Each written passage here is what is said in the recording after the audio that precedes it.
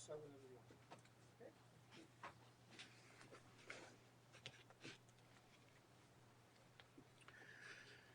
Good morning. My name is Jeff Calderwood, and I am the CEO of the National Golf Course Owners Association Canada and former chair of the National Allied Golf Associations, known as NAGA. With me is Christian Pilon, president of the Canadian Golf Superintendents Association, another NAGA member, and superintendent at Mount Bruno Golf Club. NAGA representatives are in Ottawa today on behalf of the entire Canadian golf industry to promote better awareness of the tax legislation which places our industry at an unfair disadvantage.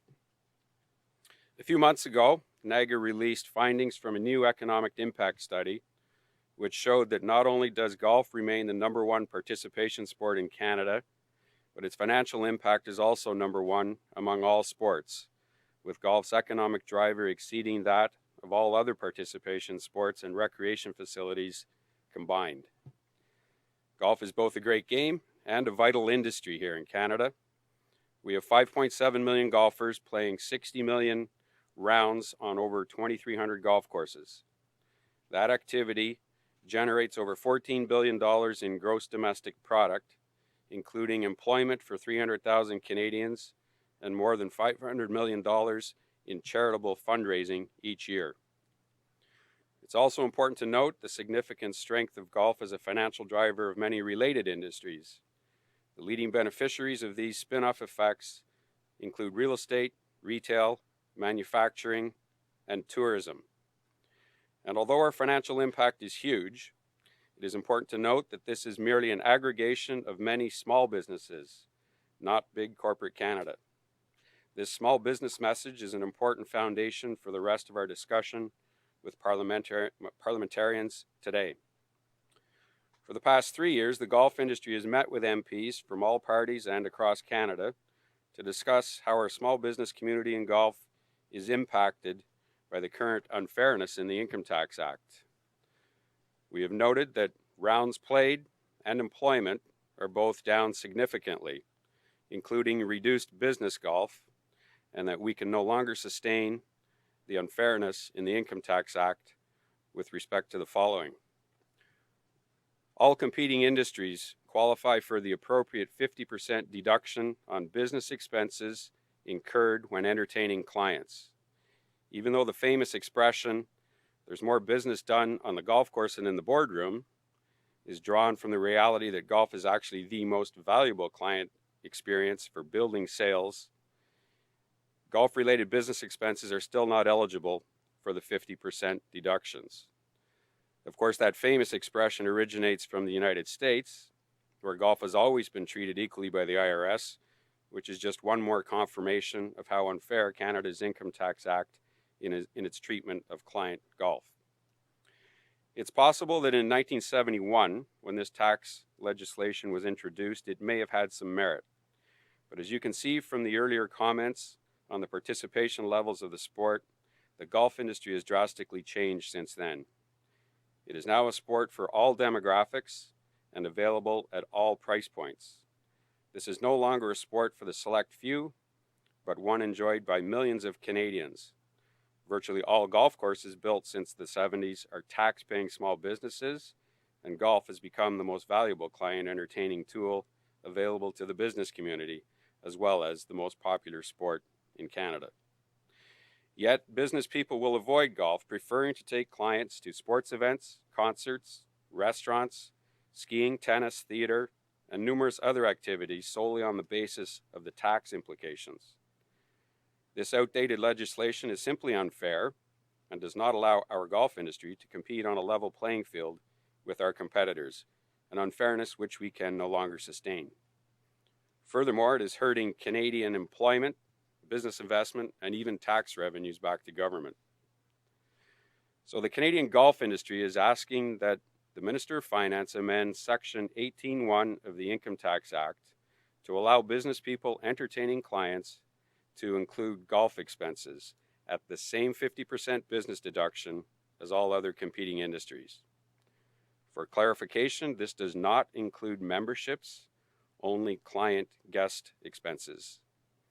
This change will permit fair competition and allow Canada's most popular participation sport to properly serve the needs of the business community who want to capitalize on the effectiveness of golf for building client relationships and sales.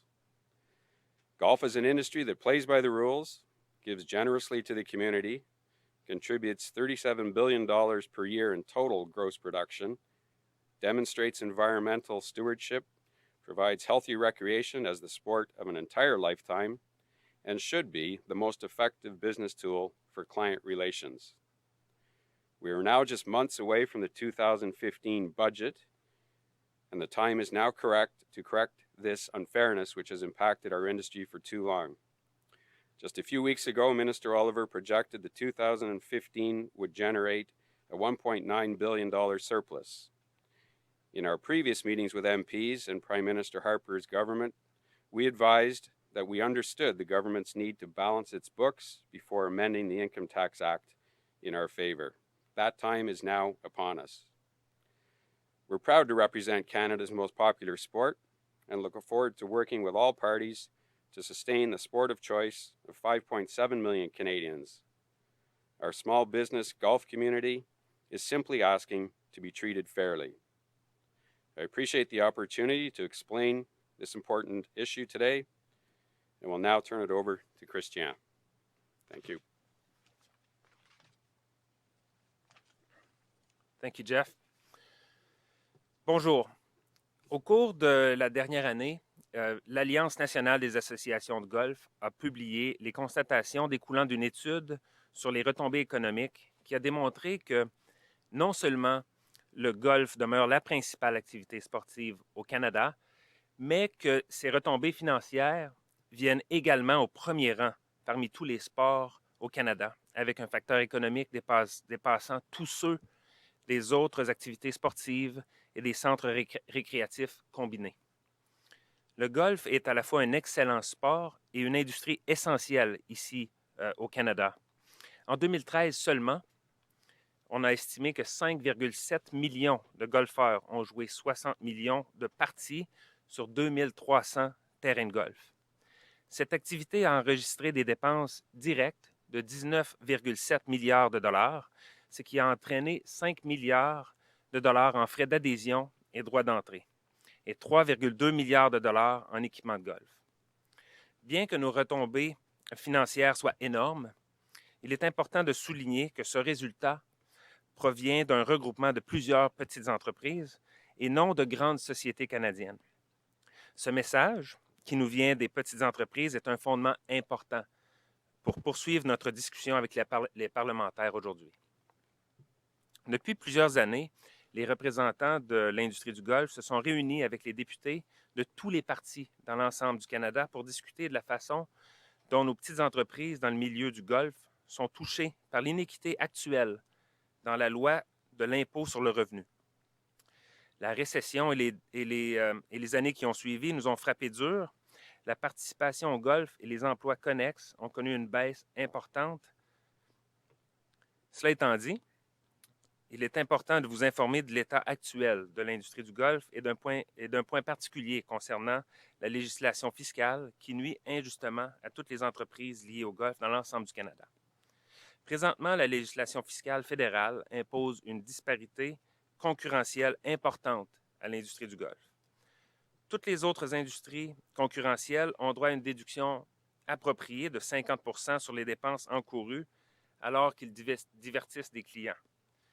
Malgré l'expression populaire, plus de contrats se concluent sur un terrain de golf que dans une salle de réunion, tiré de la réalité que le golf est réellement l'expérience la plus favorable pour établir des rapports avec les clients, les dépenses liées au golf ne sont pas admissibles au crédit d'impôt sur le revenu des sociétés.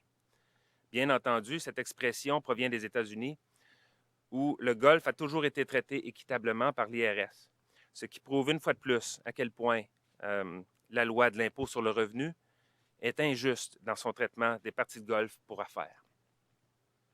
Il est possible qu'en 1971, lorsque cette législation fiscale particulière a été mise en place, l'intention eut un certain mérite. Mais comme vous pouvez le constater avec mes commentaires précédents sur le niveau de participation dans ce sport, l'industrie du golf a radicalement changé depuis. C'est maintenant devenu un sport pratiqué dans toutes les régions démographiques et offert dans une gamme de prix. Ce n'est plus un sport réservé à l'élite, mais apprécié par des millions de Canadiens. Pratiquement tous les terrains de golf construits depuis les années 70 appartiennent à des petites entreprises payant des impôts et le golf est devenu l'outil le plus précieux dans le milieu des affaires pour divertir les clients. De même que le sport le plus populaire au Canada avec une marge nettement supérieure. Pourtant, les gens d'affaires évitent de choisir le golf, préférant offrir à leurs clients des événements sportifs, des concerts, des repas au restaurant, de faire du ski, de jouer au tennis, d'aller au théâtre ou autres activités uniquement en raison des implications fiscales. Cette législation désuète est simplement injuste et ne permet pas à notre industrie du golf de concurrencer sur un pied d'égalité avec ses concurrents, une injustice que nous ne pouvons plus tolérer. En outre, cette situation nuit à l'emploi au Canada, aux investissements des entreprises et même aux recettes fiscales redistribuées au gouvernement. Ainsi, l'Alliance nationale des associations de golf recommande au ministre des Finances de modifier l'article 18.1.1 de la loi de l'impôt sur le revenu afin de permettre aux gens d'affaires qui divertissent leurs clients d'y inclure les dépenses liées au golf, à l'exclusion des frais d'adhésion, au même taux de 50% de déduction d'impôt pour entreprises attribuées à toutes les autres industries concurrentielles. Cette modification permettra alors une concurrence équitable et permettra au sport le plus populaire au Canada de répondre aux besoins du milieu des affaires qui souhaitent tirer profit de l'efficacité du golf pour établir des rapports avec leurs clients et accroître les ventes. Nous sommes maintenant à quelques mois à peine du budget 2015 et nous estimons que le temps est venu de corriger cette inéquité qui a nui à notre industrie pendant trop longtemps. Il y a quelques semaines, le ministre Oliver a prévu que l'année 2015 se terminera avec un surplus de 1,9 milliard de dollars. Et lors de nos réunions avec les députés et le gouvernement du premier ministre Harper, nous avons indiqué que nous comprenons que le gouvernement ait besoin d'équilibrer son budget avant de modifier la loi sur l'impôt sur le revenu, et ce moment est maintenant venu. Nous sommes un regroupement de petites entreprises qui demandent simplement à être traitées équitablement. Au nom de Jeff, moi-même et des représentants de l'industrie du golf dans l'ensemble du pays, je vous remercie de votre attention et nous serons heureux de répondre à vos questions. On behalf of Jeff, myself, and golf industry representatives from across the country, thank you for your attention and we would be happy to take your questions.